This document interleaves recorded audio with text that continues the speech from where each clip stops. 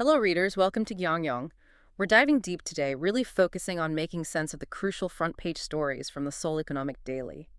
Our whole goal here is to take these, complex economic shifts and break them down into clear, understandable insights for you.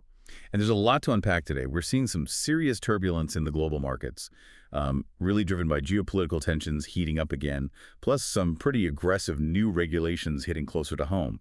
We'll be looking at four key areas.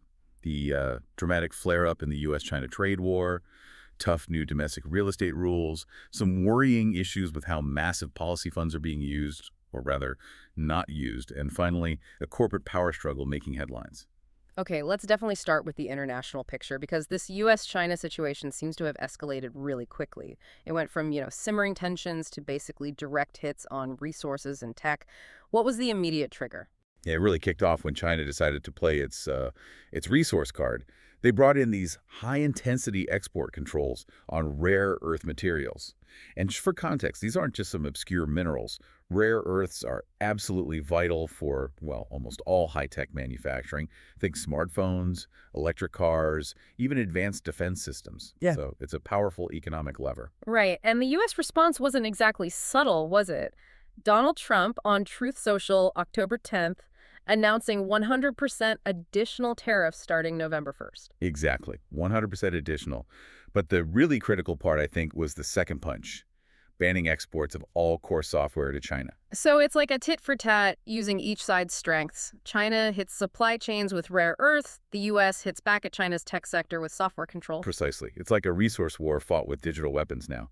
And that 100% extra tariff, I mean, you have to remember the average U.S. tariff on Chinese goods is already sitting around 55%. So this pushes the total up to 155%. That's huge. It's staggering. Yeah. It's less a tariff at that point and more like a strategic blockade. It really signals a serious move towards forcing a complete economic decoupling.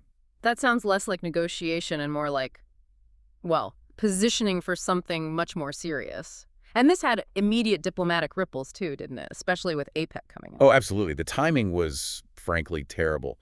Trump publicly aired his doubts about the planned APEC meeting with Xi Jinping, which was supposed to happen in South Korea just 2 weeks later. He sounded really unhappy, even hinted it might be off, although he did kind of walk that back a bit later.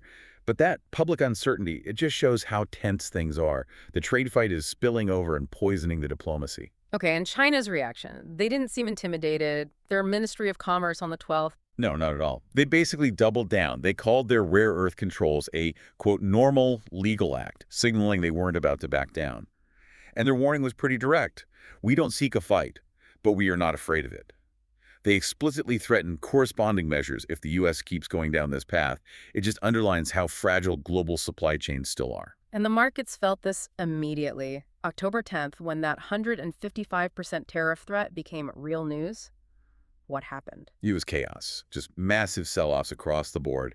It felt like we were right back in the thick of the worst trade war fears. The S&P 500 dropped 2.71%, which is bad enough. But the Nasdaq got hit even harder, right? Being so tech-heavy. Exactly. The Nasdaq plummeted 3.56%. That was its biggest single-day loss in about 6 months, since back in April. And the sheer scale of the value wiped out. The New York stock market's total capitalization dropped by an estimated $2 trillion. In one day. $2 trillion. It's almost hard to comprehend. When that kind of panic hits, where does the money flow? It flees to safety, classic risk-off behavior. We saw people dumping riskier assets, like cryptocurrencies. Bitcoin, for instance, fell over 8% in just 2 days. And on the flip side, gold, the traditional safe haven asset. Gold futures for December delivery shot up, hitting an all-time record high of $4,000.40 per troy ounce. Wow. Yeah. It tells you loud and clear. Investors are scrambling for assets that are, totally detached from this geopolitical storm and market madness. Okay, that global uncertainty is a good backdrop for our next big topic. Some very aggressive policy moves happening right here at home. We're shifting from tariffs to housing controls. The government's rolling out new high-intensity real estate measures this week. That's right. And it comes after their previous attempts really fell flat. Remember the loan tightening back in June and the supply expansion measures in September? They just didn't stabilize prices. So now, based on what came out of that high-level government party meeting on October 12th, the strategy is shifting hard towards demand suppression, using these regulation zones. Okay, let's pause here because these zones, speculation control zones and adjustment subject areas, they sound technical, but they can have huge real-world impacts for people trying to buy or invest, right? What do they actually do? They trigger immediate and quite strict limits on borrowing and also potentially on taxes. It makes getting financing much, much harder in those designated areas. And we're talking specific hotspots initially, places like the Han River Belt, that's Samdan, Mapu, Gwangjin districts, plus areas like Guaxian and Gyeonggi and Sonam-Bundang. Those seem to be the prime targets. But it might not stop there. There's talk of preventing the balloon effect. Exactly. The worry is always that if you squeeze down hard on one area, the demand just pops up somewhere else nearby that isn't regulated like squeezing a balloon.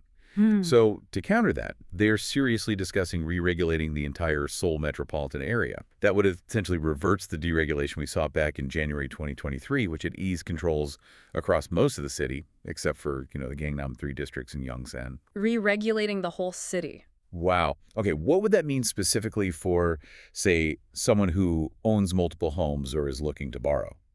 Well, the big one is the loan-to-value ratio, the LTV. For multi-homeowners in these regulated zones, the LTV could be slashed right down to 30%. 30%. So you'd need a 70% down payment. Effectively, yes. It makes leveraging debt much harder, essentially freezing many investors out of the market unless they have huge cash reserves. And it's not just the LTV. They're looking at the DSR too, the debt service ratio. Correct. Financial authorities are reviewing tightening the DSR limit, possibly from the current 40% of income down to 35%. Remember, DSR covers all your debt payments, mortgage, car loans, everything relative to your income. Lowering that cap significantly cuts how much total debt anyone can take on, even higher earners.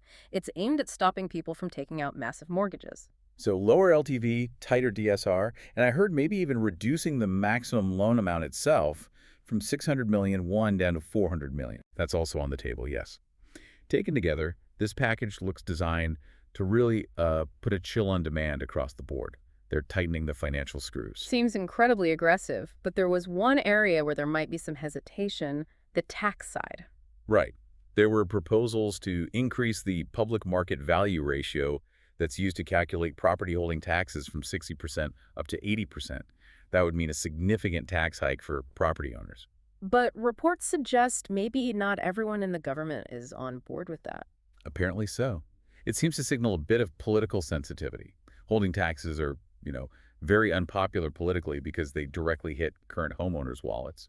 While regulators can tighten lending rules somewhat independently, tax hikes usually need broader political agreement, and it sounds like that consensus might be missing right now, despite the concerns about rising prices. Okay, shifting gears from housing finance to broader capital investment, there's this report about large government policy funds, funds meant to boost advanced industries that haven't been fully utilized. Yes, and it raises some serious questions about efficiency.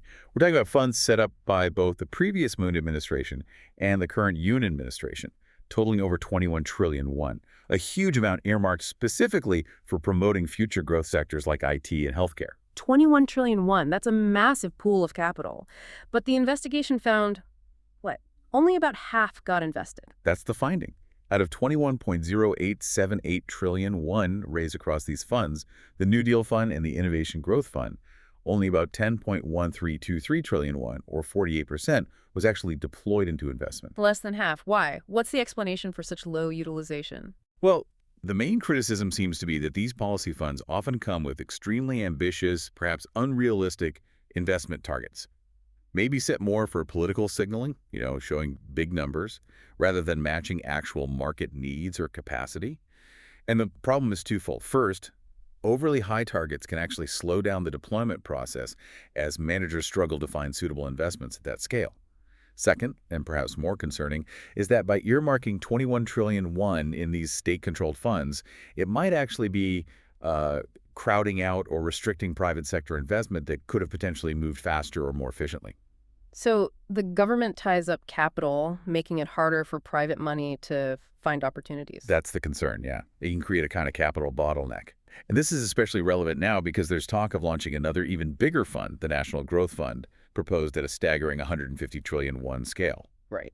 If they couldn't effectively deploy half of 21 trillion, you have to ask serious questions about the wisdom and practicality of a 150 trillion won fund. Is that the best way to allocate resources? A very important question. Okay, finally, let's look at the Colmar Group. There's been this ongoing family management dispute over Colmar B&H, but it seems like there's been a development, maybe a temporary resolution. Yes, it looks like a truce, at least for now. It's quite a case study in corporate governance clashes within family-run conglomerates. The solution they've landed on is to switch from a single CEO structure, which was Yoon Yeo-won, the sister, to a dual CEO system. She will now co-lead with Lee Sung-hwa, who is a former VP from CJ Cheiljedang. The board is expected to approve this change on October 14th. So, a power sharing arrangement. This comes after quite a bit of internal friction, didn't it? Oh, definitely. It got quite heated.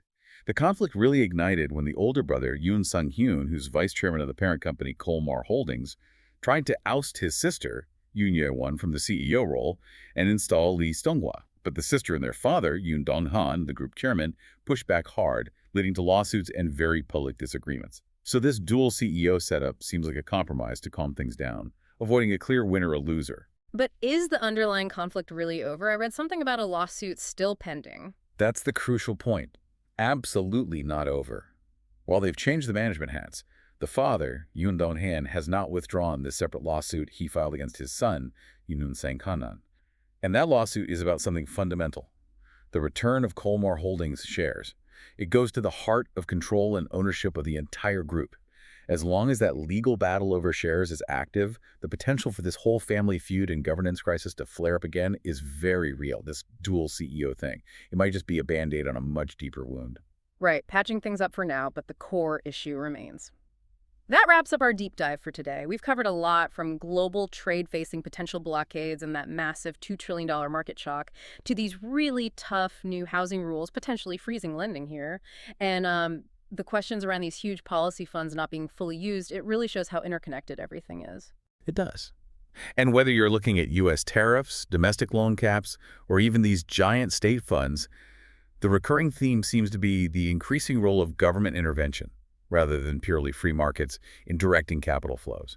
It certainly demands constant attention from everyone, investors and policymakers alike. So far, we've covered the escalation in U.S.-China tensions, new domestic real estate regulations, and the status of policy funds. We'll be back next time with more breaking news and analysis. This has been Yang Yang from the Seoul Economic Daily. Thank you.